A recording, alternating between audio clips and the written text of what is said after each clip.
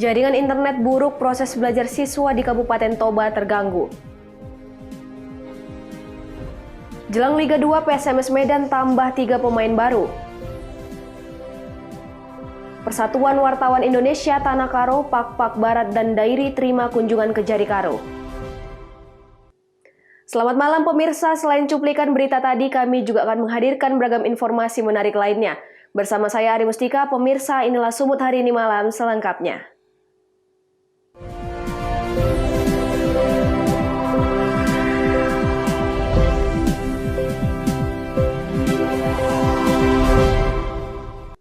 Kita ke informasi pertama pemirsa, selain proses belajar daring di Kabupaten Toba, Sumatera Utara, proses belajar luring juga dilakukan karena siswa tidak memiliki handphone, serta guru dan murid yang mengalami kesulitan jaringan internet.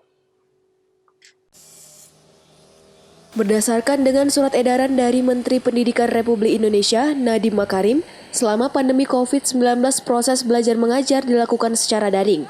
Namun di Kabupaten Toba, proses belajar daring masih mengalami kendala. Guru dan siswa kesulitan mengakses internet akibat jaringan buruk, bahkan beberapa siswa juga tidak memiliki handphone. Siswa yang tidak dapat mengikuti proses belajar daring terpaksa mengikuti proses belajar luring, di mana siswa mengambil materi belajar dari guru dan mengantar tugas rumah ke sekolah. Namun beberapa sekolah memanfaatkan proses belajar daring dengan membenahi lingkungan sekolah, serta menyiapkan fasilitas protokol kesehatan di sekolah, seperti tempat cuci tangan dan cek suhu tubuh. Kepala Dinas Pendidikan Kabupaten Toba, Parlinggoman Panjaitan menjelaskan, prestasi yang dicapai saat proses belajar mengajar daring sangat berbeda dengan belajar tatap muka. Persiapan masing-masing sekolah di Kabupaten Toba sudah 80% untuk belajar tatap muka. Baik, terima kasih. Selama pandemi COVID-19, bahwa memang sekolah kita lakukan pembelajaran daring maupun luring. Daring itu maksudnya dalam jaringan, kemudian kurang di luar jaringan dengan cara mengantar tugas-tugas anak-anak ke rumah atau menjumpai anak-anak di rumah. Nah, kalau kita bandingkan dengan pembelajaran tatap muka di sekolah, tentu tidak sama kualitasnya. Sebelumnya kan kita sudah pernah coba tatap muka dengan menggunakan protokol kesehatan yang baik. Tapi karena itu kita ditunda kembali. Kalau persiapan kita sebenarnya di sekolah-sekolah sudah hampir 80% itu bisa melakukan tatap muka karena sudah mempersiapkan fasilitas protokol kesehatan. Yang kedua, bahwa sesuai dengan anjuran, katakanlah anjuran dari Bapak Menteri Pendidikan, bahwa nanti di Juli itu akan digulir pembelajaran tatap muka dengan kapasitas 50%.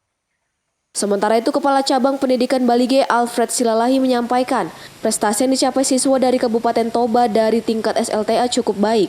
Terbukti banyak siswa yang lulus pada jalur SNMPTN.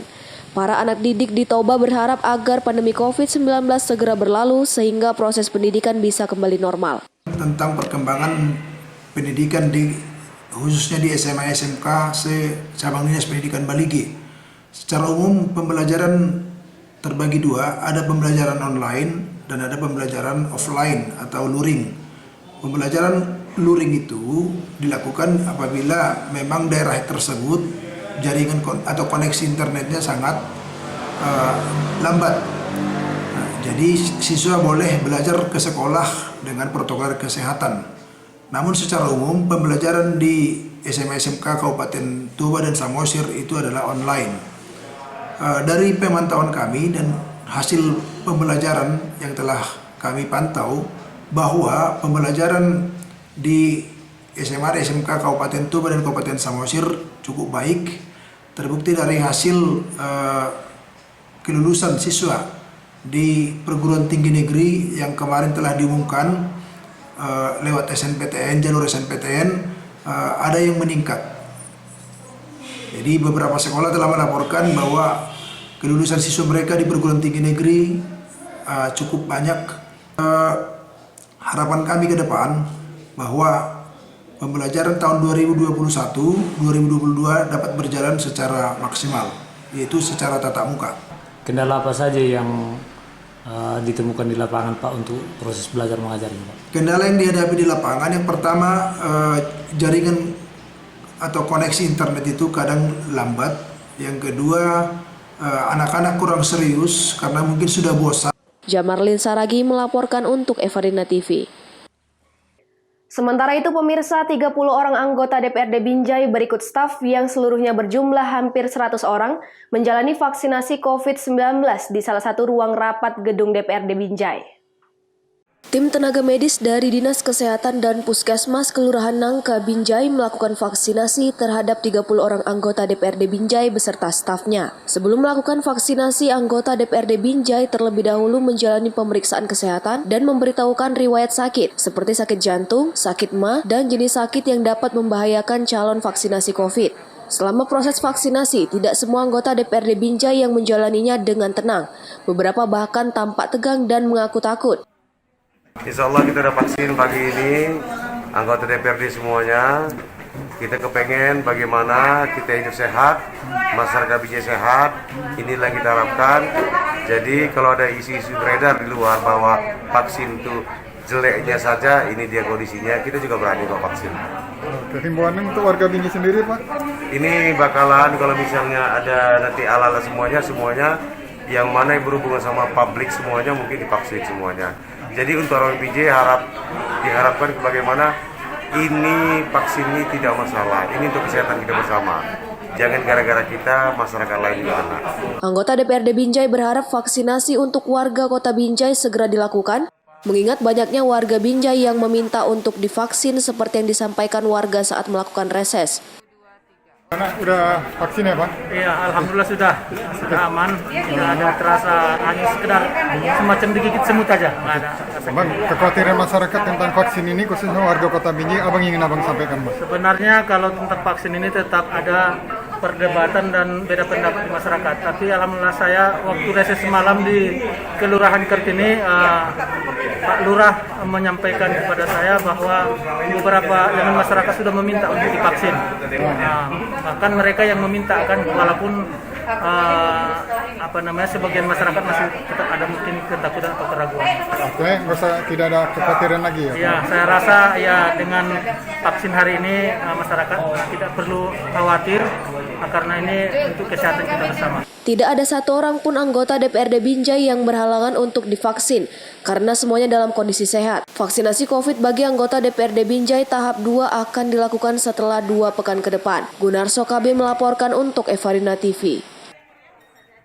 Informasi lainnya pemirsa, Muspika Kecamatan Medan Labuhan dibantu warga, Kamis sore kemarin menggerebek lokasi perjudian di kawasan pinggiran utara kota Medan. Dari lokasi warga berhasil mengamankan puluhan mesin judi tembak ikan dan dingdong yang langsung dirusak dan dibuang ke jalan. Puluhan petugas gabungan TNI Polri bersama Muspika Kecamatan Medan Labuhan dibantu warga turun langsung guna memberantas 8 lokasi judi di sepanjang bantaran Sungai Jalan Yong Panah Hijau, Kecamatan Medan Labuhan, Sumatera Utara. Dari 8 titik lokasi judi yang masih ramai, petugas berhasil mengamankan 20 mesin judi tembak ikan dan 30 unit mesin judi dingdong yang menjamur di sepanjang bantaran Sungai Deli sehingga membuat warga resah dengan aktivitas tersebut. Meski dalam penggerebekan tidak ada perlawanan, namun warga dan Muspika Kecamatan yang tersulut emosi ini langsung mendobrak pintu dan merusak mesin judi tembak ikan dan dingdong hingga mengeluarkan dari rumah untuk dibuang ke pinggir jalan yang sempat menjadi perhatian warga. Camat Medan Labuhan Rudi Asriandi mengatakan, penggerebekan ini dilakukan untuk membersihkan bantaran Sungai Deli yang dijadikan tempat praktek judi, sehingga diharapkan warga bersama-sama menjaga lokasi tersebut jauh dari narkoba dan praktik judi. Ya, kita berharapkan wilayah ini bersih dari segala narkoba, apalagi sampai informasi tentang ilmu kesehatan. Ya, mudah-mudahan bersama masyarakat, peran serta masyarakat juga, kami berharap sama-sama mengajak, menghimbau tetangganya juga jangan sampai ada bermain yang macam-macam di tempat ini. Meski pelaku atau pemilik lokasi judi tidak ada yang diamankan petugas, nantinya warga bersama Muspika Kecamatan dibantu TNI Polri akan terus menertibkan lapak judi yang kian menjamur di kawasan Medan Labuhan. Wahyu Pratama melaporkan untuk Evarina TV. Semut hari ini masih akan kembali sesaat lagi, tetaplah bersama kami.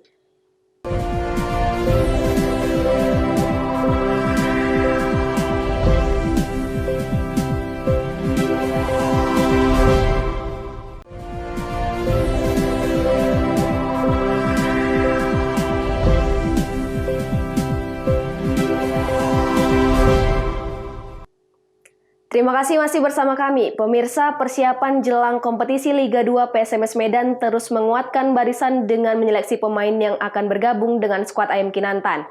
Hingga saat ini sudah 20 pemain yang terkumpul dan berlatih rutin di markas PSMS. Persiapan jelang kompetisi Liga 2 PSMS Medan sudah siapkan 20 orang pemain. Dari jumlah skuad Ayam Kinantan sebelumnya 18 pemain. Mulyadi Simatupang dalam keterangannya menyampaikan bahwa dalam pembentukan tim persiapan Liga 2, beberapa pemain yang sebelumnya sudah tekan kontrak ada yang mengundurkan diri. Ada 3 pemain yang undur diri pasca menaikkan kontrak, yakni Firman, Igusti Rustiawan, dan M. Wahyu. Sementara 1 pemain yang tidak jadi dikontrak yakni Rifki. Kemudian yang baru menandatangani kontrak dengan PSMS Medan, Igede Sukadana, Junda Irawan, dan Gozali Siregar. Hingga total pemain saat ini ada 20 orang. Ya, sampai hari ini dari total pemain katakanlah 25 yang selama pelatihan yang sudah mengikat kontrak itu lebih kurang 20 orang. Yang terakhir adalah saudara Gojali. Ada 3 orang yang keluar ya. Itu Firman, kemudian saudara Mustiriawan dan M. Wahyu, dan terakhir kita tidak mengontrak saudara Rifki. Kita butuh pemain-pemain yang katakanlah sudah berpengalaman di Liga 1 ya, sehingga nanti bisa mengangkat mental teman-teman di Liga 2 supaya bisa bisa naik ke Liga 1 lah, dan pengalamannya kan sudah banyak. Gozali Siregar, pemain yang baru didatangkan oleh PSMS ini, diharapkan dapat memberikan semangat dan inspirasi tim PSMS. Gozali sendiri sudah menjalani latihan perdana di Stadion Mini Kebun Bunga. Untuk melengkapi seluruh pemain, manajemen masih menunggu hingga Piala Menpora usai dan kompetisi Liga 2 resmi dimulai. Daniel Pekwali melaporkan untuk Evarina TV. Pemirsa, Persatuan Wartawan Indonesia, Karo Pak Barat dan Dairi menerima kunjungan Kejaksaan Negeri Karo. Kunjungan ini dalam rangka meningkatkan sinergitas antara Kejaksaan Negeri Karo dengan insan pers untuk membangun tanah Karo lebih baik lagi.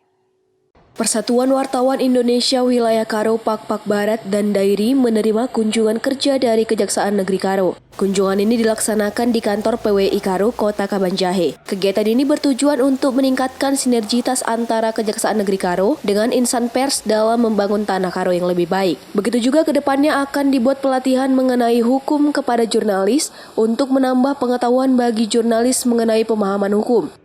Tamu yaitu Pak Kajari Karo ya, yang berkenan menjalin hubungan silaturahmi dengan PWI Karo dari Papua Barat. Tentu sebagai wartawan harus bisa bermitra dengan pihak siapapun, maka oleh sebab itu kita dengan senang hati menerima beliau datang kemari dengan harapan tentunya bagaimana kita melaksanakan tugas dan fungsi kita, membantu mereka untuk melaksanakan tugas baik dalam rangka penegakan hukum dan mengawal pembangunan di Kabupaten Karo. Inilah barangkali yang bisa kita menahkan sama mereka sama beliau supaya kerjasama ini ya, hubungan kemitraan kita dengan pihak Kejari ya, bisa berjalan dengan baik. Kepala Kejaksaan Negeri Karo berharap kepada jurnalis khususnya di Tanah Karo untuk bekerja secara profesional dengan aturan undang-undang pers. Chandra Bukit melaporkan untuk Evarina TV. Pemirsa, jalin persatuan antar tokoh Melayu se-Sumatera Utara, Ketua Pimpinan Wilayah Majelis Adat Budaya Melayu Indonesia ajak para tokoh Melayu saling mendukung dan menjunjung persatuan. Bupati Batubara Zahir yang merupakan Ketua PW MAPMI Sumatera Utara menghadiri acara temu silaturahmi dengan para tokoh Melayu yang digelar Forum Masyarakat Dai dan Daiyah Batubara di Aula Gedung Anjungan Melayu. Acara seremoni yang diisi dengan tarian pencak silat Melayu serta pembacaan ayat suci Al-Quran ini turut dihadiri para tokoh Melayu serta Ketua Kadin Batubara Oka Faisal. Dalam pidatonya, Ketua PW MAPMI Sumut Zahir mengatakan pentingnya silaturahmi dilakukan untuk mempererat persaudaraan sehingga para tokoh Melayu yang ada di Batubara semakin bersatu. Zahir juga bangga sudah banyak para orang Melayu Batubara yang menjadi public figure terkenal di Indonesia. Hebat bukan berarti pecah. Kalau hebat itu berarti kita merangkul semua. Maka saya bilang ketika saya dilantik menjadi ketua MAMI, ayo kita berangkulan. Jangan SMS, susah melihat orang senang, senang melihat orang susah. Hormat dasu ini, ya, supaya ini menjadi tali silaturahmi kita melalui dai-dai. Taufik melaporkan untuk Evarina TV. Sumut hari ini masih akan kembali sesaat lagi, tetaplah bersama kami.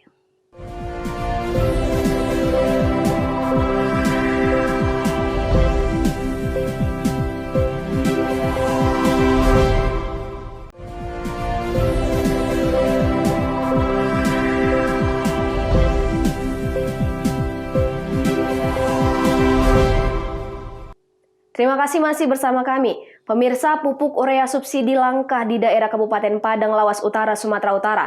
Sulitnya petani mendapatkan pupuk urea subsidi ini membuat terhambat pertumbuhan tanaman padi dan dikhawatirkan terancam gagal panen.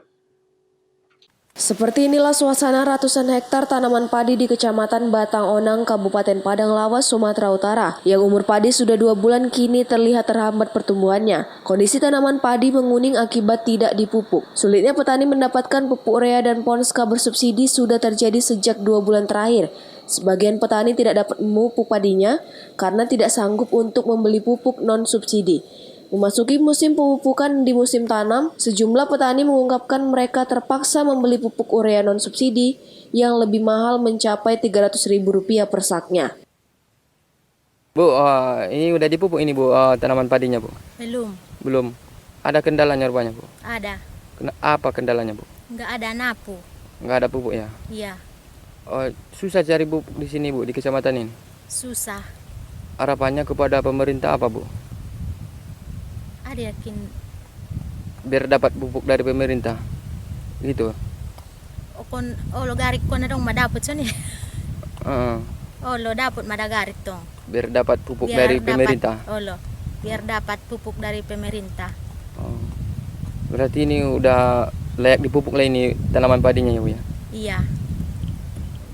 Karena nggak ada pupuk, nggak dipupuk ya Bu ya? Iya. Selain itu, Dinas Pertanian Kabupaten Padang Lawas Utara menyampaikan pupuk bersubsidi untuk Kabupaten Padang Lawas Utara sudah ada jatahnya, namun sampai saat ini masih tahap pendistribusian. Selanjutnya, kendala lain di lapangan masih banyak petani belum memberikan persyaratan berupa fotokopi KTP dan kartu keluarga untuk mengajukan pupuk bersubsidi tersebut. Bagaimana tentang kebutuhan masyarakat, bahwasanya pada saat ini kelangkaan pupuk subsidi urea di Padang Lawas Utara ini. Terima kasih pada rekan-rekan media. Di sini perlu saya jelaskan bahwasanya kita Padang Lawas Utara menerima kuota pupuk yaitu urea dan non urea. Urea itu sebanyak 3.655 ton. SP36 1.005 ton, ZA 1.038 ton, NPK 2.857 ton, organik 360 ton. Jadi perlu kawan-kawan media bahwasanya di sini untuk realisasi pupuk pada saat ini memang kita masih tahap pengajuan. Kenapa? Alasannya karena adanya persyaratan fotokopi KTP dari masyarakat. Tapi sampai saat ini pengajuan sebagian kelompok tani sudah ada pengajuan, tinggal realisasi mungkin seminggu itu realisasi kelompok tani. Petani berharap pemerintah Kabupaten Padang Lawas Utara secepatnya menyalurkan pupuk bersubsidi.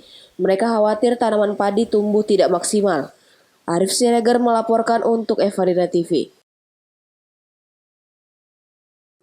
Pemirsa, Pangdam 1 Bukit Barisan melaksanakan kunjungan kerja ke Kodim 0205 Tanah Karo. Pangdam 1 Bukit Barisan mengapresiasi personil Batalion Infanteri 125 Simbisa yang telah melaksanakan tugas di daerah perbatasan Indonesia. Pangdam 1 Bukit Barisan Maijen TNI Hasanuddin mengunjungi Kodim 0205 Tanakaro dan Polres Tanakaro. Kedatangan Pangdam 1 Bukit Barisan beserta rombongan disambut dengan pemakaian kain khas adat Karo serta pengaluan bunga. Kemudian memberikan pengarahan kepada seluruh personil untuk melaksanakan tugas dengan penuh tanggung jawab. Dalam kunjungan kerja ini, Pangdam Bukit Barisan Maijen TNI Hasanuddin memberikan apresiasi kepada seluruh personil dari Batalion Infanteri 125 Simbisa yang baru saja pulang bertugas dari perbatasan Indonesia dan meminta kepada seluruh personil untuk tetap fokus dalam menjalankan tugasnya serta selalu menerapkan protokol kesehatan. Baik, rekan media juga saya tahu bahwa Simbisa TNI dari dulu hingga saat sekarang dan ke depan tidak ada batas dan akan selalu bersatu. Karena kami dengan Polri hanya merupakan fungsi sesuai dengan tugas pokok. Namun demikian kebersamaan kita dalam rangka membangun, mensejahterakan masyarakat tidak ada masalah. Pak Panglima, terkait kunjungan hari ini ke Kodim Pak Panglima, ada arahan khusus nggak kepada masyarakat terkhusus ada sinyal di sini? Sama, di sini tetap harus waspada, terus jangan lupa melaksanakan protokol kesehatan. Mengajak, mengimbau masyarakat kita tetap melaksanakan protokol kesehatan untuk amankan diri sendiri, keluarga kita, masyarakat kita terhindar dari COVID-19. Pangdam 1 Bukit Barisan juga mengunjungi Polres Tanakaro untuk meningkatkan sinergitas antara Polri dan TNI dalam menjalankan tugas bersama di masa pandemi COVID-19. Chandra Bukit melaporkan untuk Evarina TV.